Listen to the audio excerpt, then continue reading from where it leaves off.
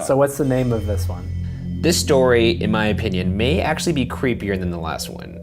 On the evening of March 31st, 1922, 6 residents of the Hinterkaifeck farm in Bavaria, Germany were murdered with a pickaxe. Husband and wife Andreas and Kazila Gruber, their widowed daughter Victoria, and Victoria's 2 children, Kazila and Josef, as well as the Gruber family maid, Maria Baumgartner. I couldn't find like a super credible news source that covered this, but there's so many accounts of it online, it obviously happened. So this is just fucking fan fiction someone No, just this wrote.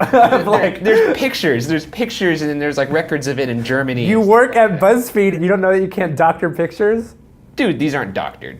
Okay, all right, let's get into it. Just to give you a little picture of the scene, 2-year-old Josef was murdered in his crib.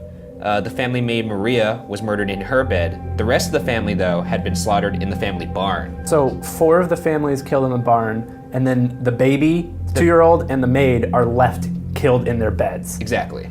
Oh. So for some reason, the rest of the family was killed in the barn, and they were found stacked on top of each other. Safe to assume they weren't already stacked on top of each other and then killed, but they were killed and then stacked on top of each other. He killed them all in one fatal strike. Okay. Yeah, no, it didn't happen that way. This is where shit starts to get fucking creepy. Okay. Whoever did this, and this is honestly just disgusting, actually stayed in the house for several days after he murdered the entire family. And we know that he did this because in the week that followed the murders, cattle were still being fed, meals were being eaten in the kitchen, neighbors reported seeing smoke rising from the chimney, and then the family dog was tied up outside the barn when the postman came on Saturday. The bodies were discovered, by the way, the next day on Sunday. So that's why he moved them to the barn, so he could continue living in the house. I just feel like you murder an entire family, you want to get away from there. This guy felt the need to make himself a sandwich. Anyways, another creepy detail of this is that Maria, the family maid who was murdered in her bed, she had just been hired that day. That was her first day on the job, to replace the previous maid who quit 6 months earlier due to the house being haunted. You want to know some of the things that caused the other maid to quit? No. The other maid claimed she heard footsteps in the attic, voices, things like that. You know, classic ghost story shit. So she quit and the family dismissed her as just another wacky lady with wacky thoughts. You know, see you later. But surprise, 6 months later, now the family starts hearing footsteps in the attic. And then Mr. Gruber, you know, the head of the household, he finds an unfamiliar newspaper in the house that he'd never seen before. The set of house keys go missing. He also finds that the family tool shed has been scratched up. It's like someone tried to pick the lock. Is that where they kept the pickaxe? Exactly. No! Really? They kept the pickaxe in a tool shed? Where else would you keep a pickaxe? And finally, footprints are discovered by Mr. Gruber in the snow, leading to the back of the house coming from the woods, but there's no return footsteps. They just go straight to the house.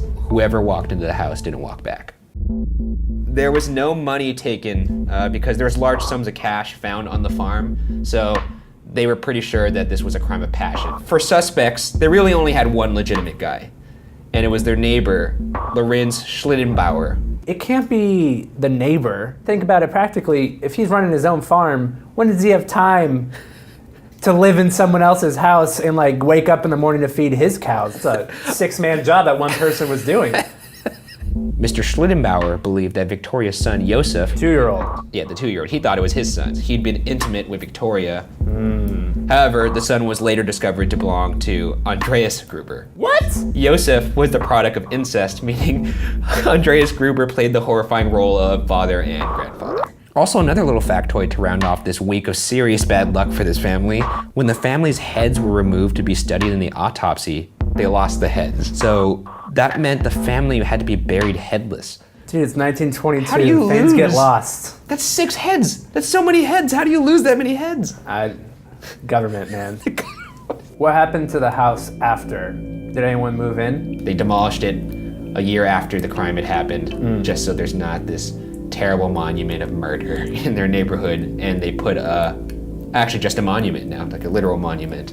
That's nice. To commemorate the family. I'm just trying to find out who did it.